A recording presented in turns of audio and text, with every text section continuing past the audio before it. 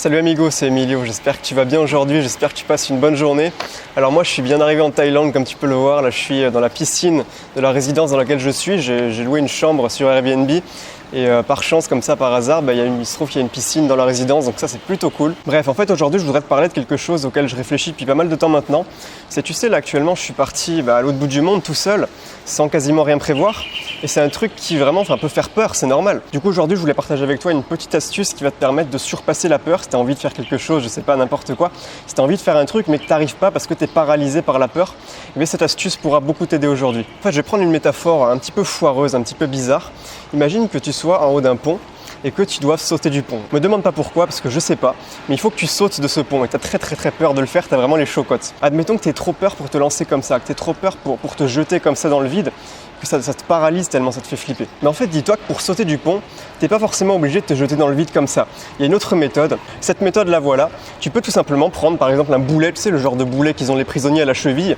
Tu t'attaches ce truc à la cheville avec une longue chaîne et au lieu de te balancer toi-même, tu balances le boulet. Ça fait beaucoup moins peur de lancer le boulet dans le vide que de te balancer toi-même. Sauf que finalement, qu'est-ce qui va se passer quand la chaîne aura plus de mou?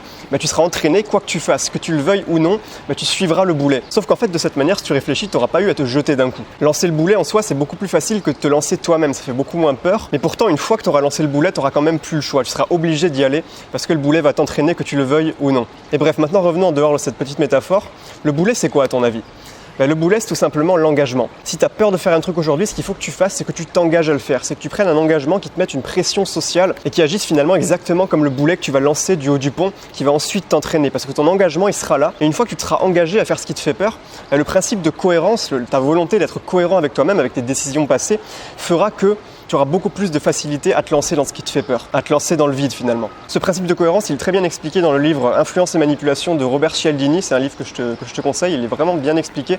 Tu apprends plein de trucs sur le comportement humain. Mais en gros, dis-toi que chaque individu, chaque être humain, chaque personne, toi, moi, n'importe qui, on agit de manière à être cohérent avec nos choix passés. Et ça, si tu réfléchis, c'est tout à fait normal, c'est tout à fait logique. C'est tout simplement parce qu'on n'a pas envie de passer pour un faible en société.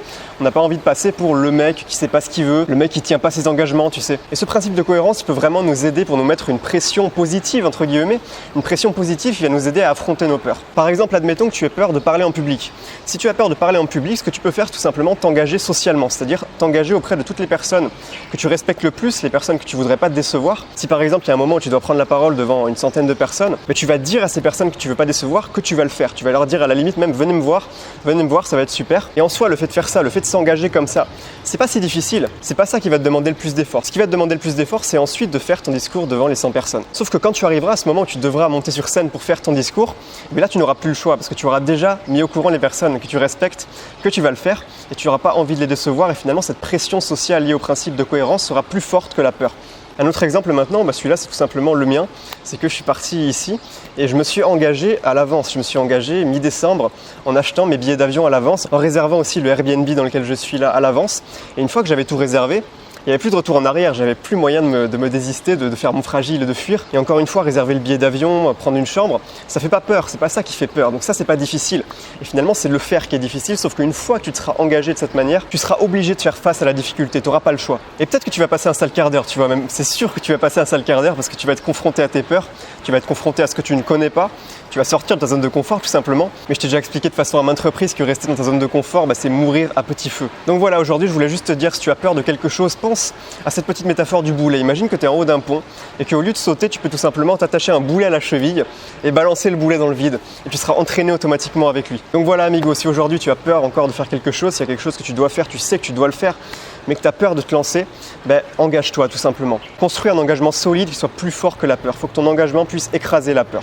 Donc voilà, j'espère que cette petite vidéo t'a plu. Si c'est le cas, tu peux me le dire tout simplement comme d'habitude en mettant un petit pouce bleu si ça t'a aidé. Bon, moi sur ce, je vais aller faire un petit plouf dans la piscine. Et là, elle m'attend, tu vois, elle m'appelle. Au niveau de la Wi-Fi ici, là j'ai la Wi-Fi dans la chambre, mais ce matin ça marchait pas, donc je sais pas si je serai en mesure de poster la vidéo le jour même. Quoi qu'il en soit, je continue à faire des vidéos tous les jours et si jamais un jour il n'y a pas la Wi-Fi, tout simplement je continuerai à faire une vidéo, j'en aurai une d'avance comme ça. Allez, sur ce, passe une super journée, affronte tes peurs et je te dis à la prochaine. Ciao.